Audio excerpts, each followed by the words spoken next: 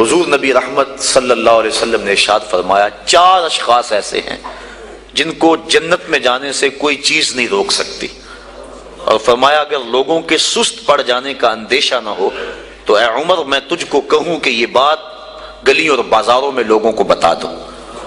اور پھر حضور نے ان 4 اشخاص کا تذکرہ کیا۔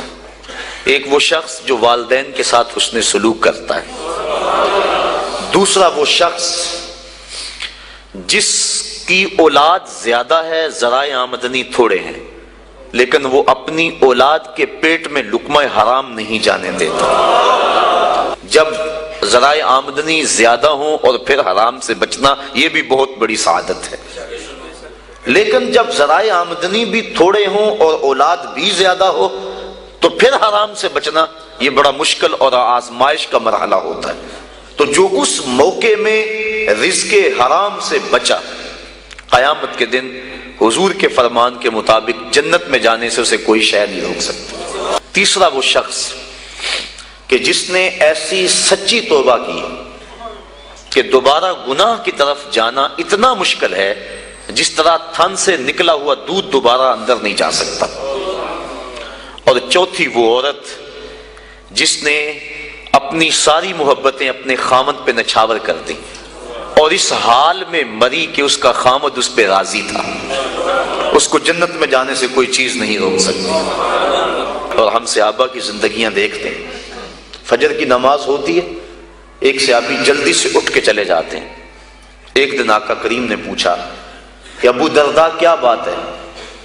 تو حضرت ابو درداء نے عرض کی حضور آپ جانتے ہیں آج کل مدینے میں کھجوریں پکنے کا موسم ہے اور سحری کے وقت ٹھنڈی ہوائیں مدینے کی سرزمین کو سلام کرنے بھی آتی۔ میرے ہمسائے کے صحن میں ایک اونچا لمبا درخت ہے کھجور کا جس کا جھکاؤ میرے گھر کی سمت ہے، اور جب ہوا چلتی ہے تو اس سے کھجوریں ٹوٹ کے میرے ویڑے میں گر پڑتی ہیں۔ میں جلدی جلدی اس لیے چلا جاتا ہوں کہ بچوں کے اٹھنے سے قبل وہ کھجوریں اٹھا کے ان کے گھر میں پھینک دوں، کہیں ایسا نہ ہو کہ میرا بچہ کوئی کھجور اٹھا کے اپنے منہ میں ڈال لے۔ یہ صحابہ کا مزاج۔ اور ہماری سڑک سے گنے کی ٹرالی گزر کر تو دیکھے، ہم بچے کو شاباش دیتے ہیں کہ بڑا دلیر نکلا ہے۔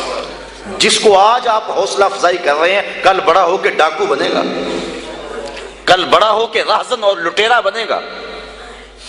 اولاد کی تربیت کے باب میں یہ بات ہے کہ اگر وہ گناہ کا ارتکاب بچپن میں بھی کرتے ہیں تو ان کی وہاں حوصلہ شکنی کی جائے تاکہ ان کے دل میں گناہ سے نفرت پیدا ہو جائے۔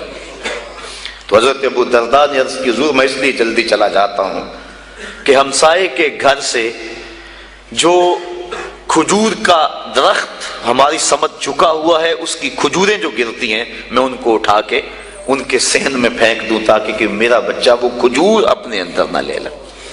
اور آپ جانتے ہیں کہ حضرت امام حسین رضی اللہ تعالیٰ عنہ مسجد نبوی میں آئے، صدقے کی کھجوروں کا ڈھیر لگا ہوا تھا، بچے تھے، ایک کھجور اٹھا کے انہوں نے اپنے منہ میں ڈال لی۔ تو آقا کریم صلی اللہ علیہ وسلم تیزی سے آگے بڑھے اور ان کے حلق میں انگلی ڈال کر حضور نے کہا کہ اس کو نکالو باہر اور اندر سے کھجور باہر نکلوا دیں۔ میں اور آپ اپنے رزق پر اگر غور کر لیں اور اپنے رزق کی حلت کا سامان کر لیں تو عبادت کی لذت نصیب ہو جائے۔